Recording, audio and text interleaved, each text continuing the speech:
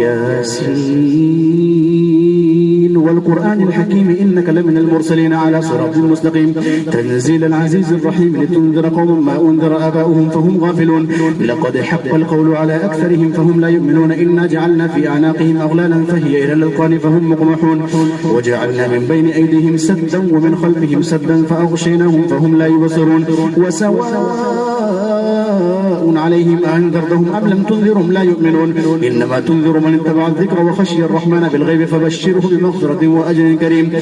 إنا نحن نحيي الموتى ونكتب ما قدموا وآثارهم وكل شيء أحصيناه في إمام مبين وضرب لهم مثلا أصحاب القرية إذ جاءها المرسلون إذ أرسلنا إليهم اثنين فكذبوهما فعززنا بثالث فقالوا إنا إليكم مرسلون قالوا ما أنتم إلا بشر مثلنا وما أنزل الرحمن من شيء إن أنتم إلا تكذبون قالوا ربنا يعلم إنا إليكم لمرسلون وما علينا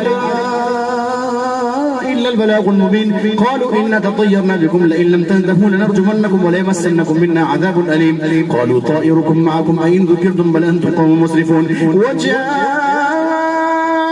من أقصى المدينة رجل يسعى قال يا قوم اتبعوا المرسلين اتبعوا من لا يسألكم أجرا وهم مهتدون وما لي لا أعبد الذي فطرني وإليه ترجعون أتخذ من دونه آلهة إن يردني الرحمن بضر لا تغني عني شفاعتهم شيئا ولا ينقذون إني إذا لفي ضلال مبين إني آمنت بربكم فاسمعوني قيل ادخل الجنة قال يا ليت قومي يعلمون بما غفر لي ربي وجعلني من المكرمين وما أنزلنا على قومه من بعده من جند من السماء وما كنا منزلين إن كانت إلا صيحة واحدة فإذا هم خامدون يا حسرة على العباد ما يأتيهم من رسول إلا كانوا به يستهزئون ألم يروا كم أهلكنا قبلهم من القرون أنهم إليهم لا يرجعون وإن كل لما جميع لدينا محضرون وآية لهم الأرض الميتة أحييناها وأخرجنا منها حبا فمنه يأكلون وجعلنا فيها جنات من نخيل وأعناب وفجرنا فيها من العيون ليأكلوا من ثمره وما عملته أيديهم أفلا يشكرون سبحان الذي خلق الأزواج كلها مما تنبت الأرض ومن أنفسهم ومما لا يعلمون وآية لهم الليل نسلخ منه النهار فإذا هم مظلمون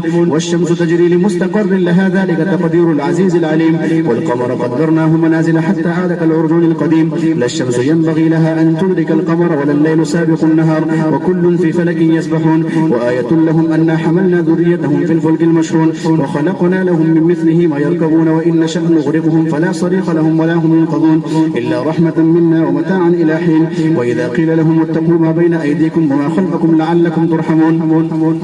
وما تأتيهم من آية من آيات ربهم إلا كانوا عنها معرضين وإذا قيل لهم أنفقوا مما رزقكم الله قال الذين كفروا للذين آمنوا أنطعم من لم يشاء الله أطعمه إن أنتم إلا في ضلال مبين ويقولون متى هذا الوعد إن كنتم صادقين وينظرون إلا صيحة واحدة تأخذهم وهم يخصمون فلا يستطيعون توصية ولا إلى أهلهم يرجعون ونفخ في الصور فإذا هم من الأجداث إلى ربهم ينسلون قالوا يا ويلنا من بعثنا من مرقدنا هذا ما وعد الرحمن وصدق المرسلون إن كانت إلا صيحة واحدة فإذا هم جميع لدينا محضرون فاليوم لا تظلم نفس شيئا ولا تجزون إلا ما كنتم تعملون إن أصحاب الجنة اليوم في شغل فاكهون هم وأزواجهم في ظلال على الأرائك متكئون لهم فيها فاكهة ولهم ما يدعون سلام قولا من رب رحيم وامتازوا اليوم أيها المجرمون ألم أعهد إليكم يا بني آدم ألا تعبدوا الشيطان إنه لكم عدو مبين وأن اعبدوني هذا صراط مستقيم ولقد أضل منكم جبلا كثيرا أفلم تكونوا تعقلون هذه جهنم التي كنتم توعدون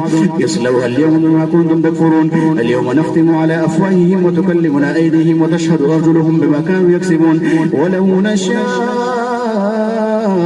لطمسنا على أعينهم فاستبقوا الصراط فأنى يبصرون ولو نشاء لمسخناهم على مكانتهم فما استطاعوا مضيا ولا يرجعون ومن نعمره ننكسه في الخلق أفلا يعقلون وما علمناه الشعر وما ينبغي له إن هو إلا ذكر وقرآن مبين